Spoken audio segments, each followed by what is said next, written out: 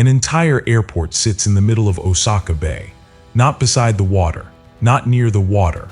On the water, floating on an artificial island that engineers built from scratch in the middle of the sea.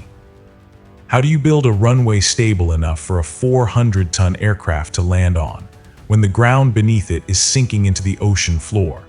How do you keep a 4-kilometer platform level, when the soft seabed beneath it compresses unevenly under 30 million tons of weight? And how has this island survived 2 major earthquakes and a direct hit from one of the most powerful typhoons in Japanese history? The answers involve 10,000 workers, 3 years of continuous ocean dumping, and a leveling system so precise it adjusts individual support columns by millimeters while aircraft land overhead. You have never stood on ground like this. Here is what Kansai International Airport actually is. Let's start with the numbers, because the scale of what was built here redefines what the word artificial means. Kansai International Airport opened on September 4, 1994. It was built on a completely artificial island in Osaka Bay, 5 kilometers offshore from the nearest natural coastline. 5 kilometers of open water between the island and land. No bridge, no causeway existed when construction began. Everything, every worker, every machine, every ton of material had to be transported by boat across open water for the entire construction period. The island measures 4.37 kilometers in length and 1.25 kilometers in width. Total island surface area covers approximately 5.11 square kilometers, roughly equivalent to 715 American football fields, all constructed on top of the open ocean. The island contains 2 runways, a full passenger terminal, cargo facilities, fuel storage, and supporting infrastructure for one of Japan's busiest international airports. Construction required moving approximately 180 million cubic meters of earth and rock to fill the island. 180 million cubic meters. That is enough material to fill the Great Pyramid of Giza 23 times over. All of it was excavated from 3 separate mountains on the Japanese mainland, loaded onto specially designed conveyor ships, and deposited into Osaka Bay continuously for 3 years. The total construction cost reached approximately $20 billion, making Kansai International Airport one of the 5 most expensive construction projects ever completed in human history. $20 billion. That is more than the GDP of approximately 80 individual countries, spent on a single airport island. The island sits in water ranging from 18 to 20 meters deep.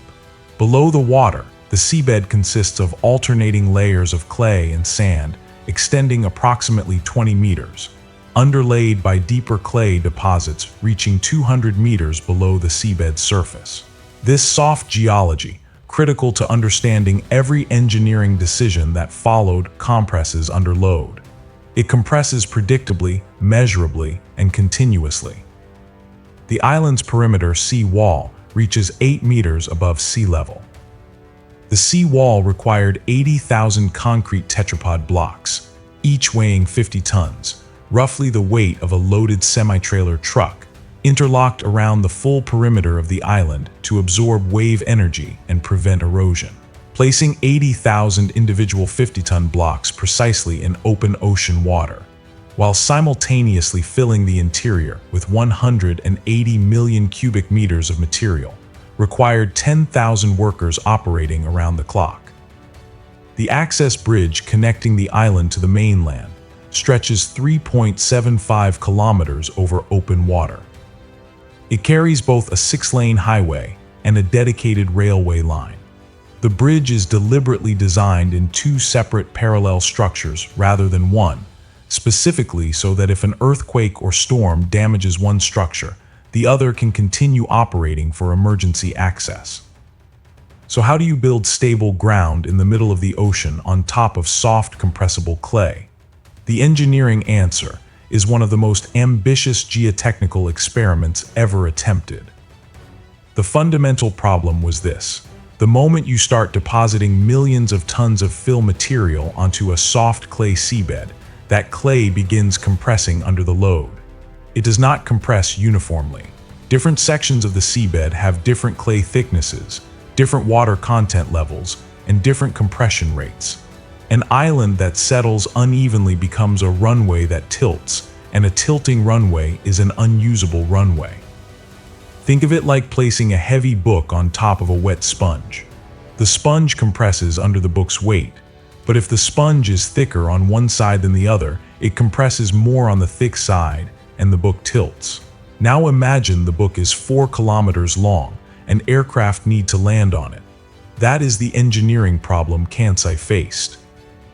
Engineers attacked the problem using a technique called sand drain consolidation. Before any fill material was deposited, crews drove approximately 1 million sand-filled vertical drainage columns into the seabed across the entire island footprint. Each column was approximately 40 centimeters in diameter and penetrated 20 meters into the seabed clay. These drainage columns created escape pathways for water trapped inside the clay. As fill weight pressed down on the seabed, water squeezed out of the clay through the sand columns and upward into the ocean. Water-free clay compresses faster and more predictably than water-saturated clay. The drainage columns accelerated what would have been a 50-year natural consolidation process down to approximately 3 years of controlled preloading, deliberately compressing the seabed as much as possible before the terminal building and runways were constructed on top. Engineers calculated that the island would sink approximately 8.2 meters during the initial consolidation period. 8.2 meters of planned, anticipated sinking. That is the height of a 2-story house, deliberately engineered to compress before the airport opened. The terminal building was designed to accommodate this settling. The sea walls were built higher than their final intended height, knowing they would sink to design level during consolidation. Surprising fact number 1. The island sank much faster than predicted. By 1999, 5 years after opening, the island had already sunk 8.2 meters as predicted, but at a rate 2.4 times faster than the original models calculated. Engineers discovered that the deeper clay layers, extending 200 meters below the seabed, were compressing under load, a factor the original geological models had significantly underestimated. Total projected lifetime sinking was revised upward to approximately 18 meters. The island is still sinking today, at a current rate of approximately 7 centimeters per year. Surprising fact number 2. The terminal building was specifically designed to be raised in sections as the island sinks unevenly. The passenger terminal, designed by Italian architect Renzo Piano, sits on 900 individual support columns. Each column can be independently adjusted using hydraulic jacks built into the base structure. Maintenance crews regularly measure the level of the terminal floor across its full 1.7-kilometer length and raise individual columns by precise millimeter amounts to keep the floor level within acceptable tolerances as the island beneath it settles unevenly. Surprising fact number 3. The runway surface has been repaved multiple times to compensate for differential settling. Sections that sank faster than adjacent sections, creating surface irregularities that required complete resurfacing to maintain safe landing gradients. But sinking was only one of 3 major engineering crises the island has faced.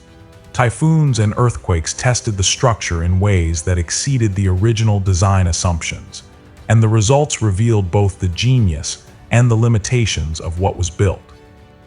On September 4, 2018, exactly 24 years to the day after the airport opened, Typhoon Jebi made landfall in Japan as the strongest typhoon to hit the country in 25 years. Wind speeds at Kansai Airport reached 58 meters per second, 208 kilometers per hour, sustained for hours. 208 kilometers per hour of sustained wind. That is approximately Category 4 hurricane force on the Saffir-Simpson scale. The typhoon drove a 3-meter storm surge into Osaka Bay, flooding the island's lowest areas with approximately 50 centimeters of seawater. The flooding disabled electrical systems in parts of the terminal and temporarily stranded approximately 3,000 passengers on the island. More seriously, Typhoon Jebi drove a 25 91-ton tanker ship, the Heian, into the access bridge at 11:15 in the morning. 25 91 tons of fully loaded tanker, pushed sideways by storm winds across Osaka Bay, collided with the bridge at significant speed. The impact bent a 50-meter section of the road bridge and completely disabled one carriageway. The bridge's design, 2 parallel separate structures, proved its worth immediately. The railway bridge structure remained intact and became the only evacuation route off the island. It took 17 days to restore full bridge access. During that period, the airport operated exclusively via ferry and helicopter connections. The earthquake performance of the island has been more reassuring. Japan experiences thousands of earthquakes annually, including the 1995 Great Hanshin earthquake, which struck just 30 kilometers from Osaka Bay at magnitude 6.9, killing over 64 people and causing catastrophic damage to conventional infrastructure across the region. Kansai Airport survived the Hanshin earthquake with no structural damage. The soft clay seabed that creates the sinking problem also provides seismic protection. Soft sediments absorb and dissipate earthquake energy rather than transmitting it rigidly to surface structures. Engineers who were most concerned about earthquake risk during design found that the very geology causing their worst maintenance headache was simultaneously providing the island's best earthquake protection. The terminal building's structural design contributed additional earthquake resilience. Renzo Piano's terminal uses a lightweight curved steel roof spanning 1.7 kilometers supported on a triangulated truss system specifically designed to flex rather than resist seismic motion. The entire roof can deflect measurably under earthquake loading without structural failure, the same design principle used in earthquake-resistant bridges. The island's power infrastructure maintains complete redundancy across all critical systems. 3 separate power supply routes connect the island to the mainland grid, through the access bridge cable conduit, through submarine cables laid across the seabed, and through on-island emergency generation, capable of sustaining full airport operations for 72 hours without external power. When Typhoon Jebi flooded the terminal's ground-level electrical systems, the backup generation kept flight control, runway lighting, and emergency services fully operational throughout the storm, despite surface flooding that rendered ground-level vehicle access impossible in some areas. The environmental monitoring system tracks island settlement using over 700 individual settlement measurement points distributed across the island's surface. 700 individual measurement points, each monitored monthly. Data from all 700 points is fed into ongoing geological models that project future settlement rates and identify areas requiring column adjustment before settlement reaches critical thresholds. The island is one of the most continuously monitored pieces of ground on Earth. Now let's get into the facts that most passengers who have landed at Kansai never knew. First, the passenger terminal is the longest airport terminal in the world under a single roof. The Kansai terminal stretches 1.7 kilometers in length, longer than 17 American football fields placed end to end in a single building. At maximum capacity, the terminal processes approximately 28 million passengers per year through its single building. The curved roof over this 1.7-kilometer structure contains 82,000 individual stainless steel panels, each one shaped slightly differently to accommodate the curved geometry. Not one panel is identical to another. Second, the island contains enough concrete in its sea walls and foundations to build approximately 20 Empire State Buildings. The sea wall alone consumed 6 million cubic meters of concrete, poured underwater, around the full perimeter of a 5.11 square kilometer island in open ocean conditions. Underwater concrete placement required specially formulated anti-washout concrete that maintains its mix integrity when submerged before setting, a specialized material that was produced in larger quantities for this project than for any previous construction project in history. Third, the construction fleet at peak activity included 80 specially designed ships operating simultaneously in Osaka Bay. 80 ships, including custom-built conveyor ships that could unload fill material at rates of 5,000 cubic meters per hour, enough to fill an Olympic swimming pool every 30 minutes, operating continuously. The logistics of coordinating 80 specialized vessels in a confined bay while maintaining navigation channels for existing commercial shipping required a dedicated traffic management system, more complex than most urban highway networks. Fourth, the access bridge was designed with a built-in 1-meter height difference between its two ends. The mainland end of the bridge is 1 meter higher than the island end, specifically engineered to compensate for the ongoing sinking of the island. As the island settles further over its lifetime, the effective height difference will gradually reduce toward level. Engineers calculated the bridge's design lifespan against the projected settlement curve, so that the bridge remains usable without structural modification for at least 100 years of continued island sinking. Fifth, and here is the controversial part, the ongoing sinking problem has generated serious debate about whether Kansai Airport can remain operational indefinitely. At the current sinking rate of 7 centimeters per year, the island's sea wall, originally built to provide 8 meters of freeboard above sea level, is gradually losing its protective height margin. Combined with projections of rising sea levels due to climate change, some Japanese engineering researchers have published papers arguing that the island's operational lifespan may be limited to 50 to 70 years from its 1994 opening, meaning decisions about its long-term future may need to be made within the next decade. Japan's Land, Infrastructure, Transport and Tourism Ministry has publicly stated that ongoing countermeasures, including periodic raising of sea-wall sections and continued column adjustment, can maintain the airport's operational safety indefinitely. Independent geotechnical researchers are less certain. The debate between official optimism and independent scientific concern is ongoing, unresolved, and involves genuine uncertainty about deep geological processes that no model has yet predicted with consistent accuracy. So here is what Kansai International Airport actually is, stated without reduction.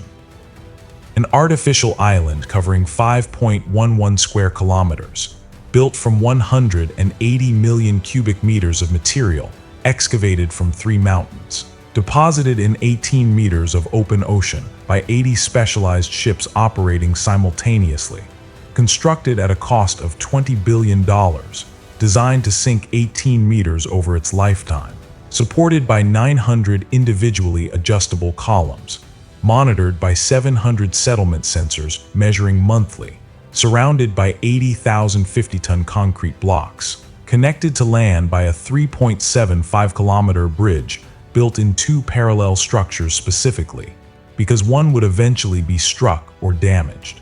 It has survived a magnitude 6.9 earthquake with no structural damage.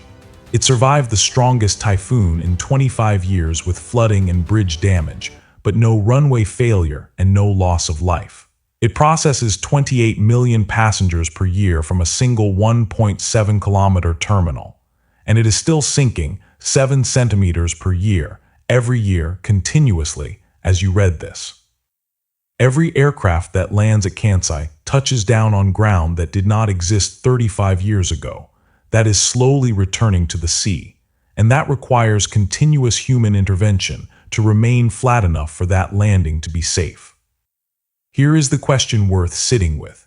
If engineers could build a stable runway on top of a sinking artificial island in the middle of Osaka Bay, maintaining millimeter-level flatness across 4 kilometers of settling ground.